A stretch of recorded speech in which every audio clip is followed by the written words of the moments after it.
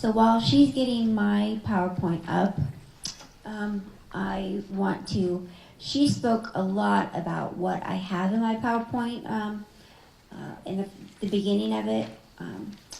So my PowerPoint is strategies for youth and adults with disabilities to successfully transition from high school to college and employment.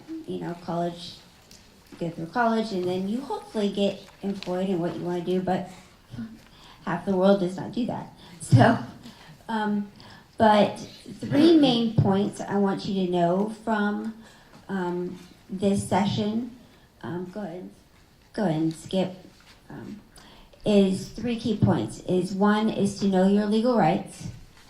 2, obtain services from opportunities for Ohioans with disabilities. And 3, use your resources. As Ernestine pointed out, that's okay. Just hold on a second. So there's big, huge key differences between the IDEA and the ADA.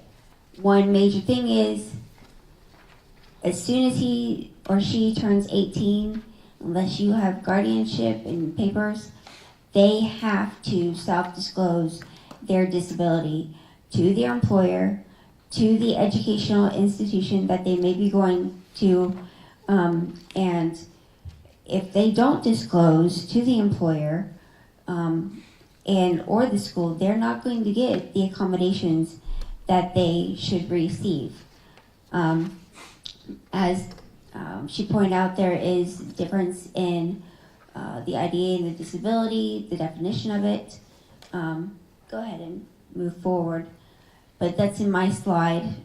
Like she said, you have to have substantial limitations that's going to affect the essential functions of the job. So some common, go ahead. Keep going. Keep going. Keep going. Keep going. Keep going. Okay. Some accommodations that are common that the child may be already receiving in high school, if they're not, hopefully, is extended time on tests, note takers, student or professional tutors. This might be in a college setting, oral tests, large prints, adjustable furniture. Some uncommon accommodations would be making a dorm room accessible or bathrooms, and dietary needs in the dining hall. So, but go ahead. And like I pointed out, that after graduation, you cannot access your child's information from the college, the employer, at all, unless your child or young adult has given the employer consent to release information to you. One thing that's different is there is no individualized education plan. But for adulthood, the best thing to do when you're transitioning in that time is to contact Opportunities for Ohioans with Disabilities. A new law came out in 2016 called Workforce Innovation and Opportunity Act, and this allows students to come to Opportunities for Ohioans with Disabilities at the age of 14. And the federal law mandates that they must have to spend at least 15% of their funds on transition services. Go ahead. Here is the eligibility criteria for accessing OOD. Go ahead. Now, there are 5 potential entry points to get into OOD. Students, if there's students interested in a career tech or college training, getting a job after graduation, sometimes your child may not want to or need training. Maybe they're going to need customized employment, like a job carve-out, like Ernestine pointed out. Is the child an at-risk youth? Or does the student need extended education services? And the student receives online or homeschool. So the school can actually contact OOD on your behalf.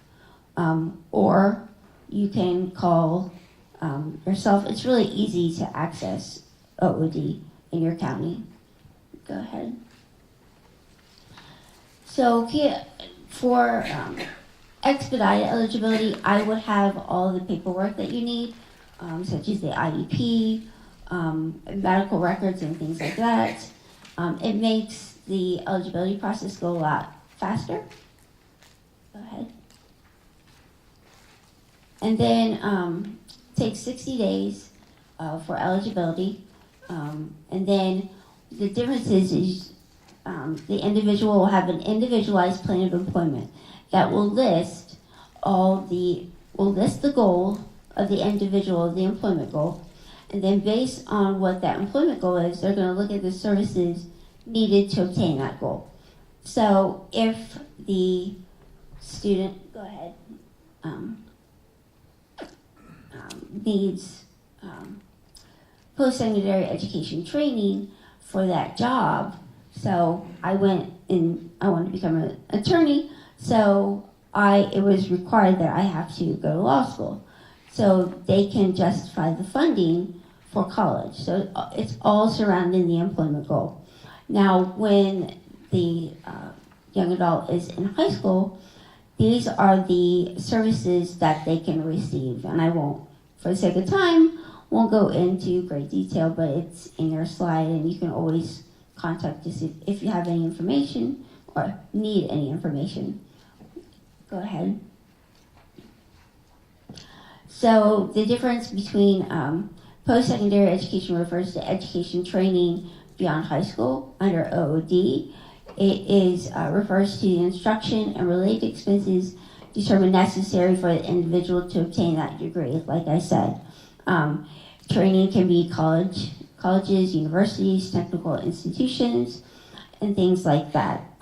After, if not going into educational training, then the individual will be able to receive job development, where they will get assistance with applying for jobs, job coaching, and things like that as well. Go ahead. For the most important thing you need to know about if the individual wants to go to college is you have to fill out the FOSFA. And then based on what the student aid report says, if the individual is receiving Social Security benefits, then the expected family contribution on the SAR will not affect their, let's say, if you have benefits, then it's more likely that you may get assistance with tuition from OOD. They can accommodate with books and supplies, rehabilitation technology, in very, very, very, very rare cases, room and board, but it's based on the university. Is it required for disability-related needs, transportation, and things like that. But this school, they only do the least cost school in the state of Ohio unless it's related to a disability-related need. So I know Opportunities for Highlands is going to speak coming up, but use your resources. I am the advocate for the Client Assistance Program we have at DRO. 95% of what I do is I represent individuals who may be having a conflict with their counselor or need an appeal, and that's what I do and that's what I love. So, thank you.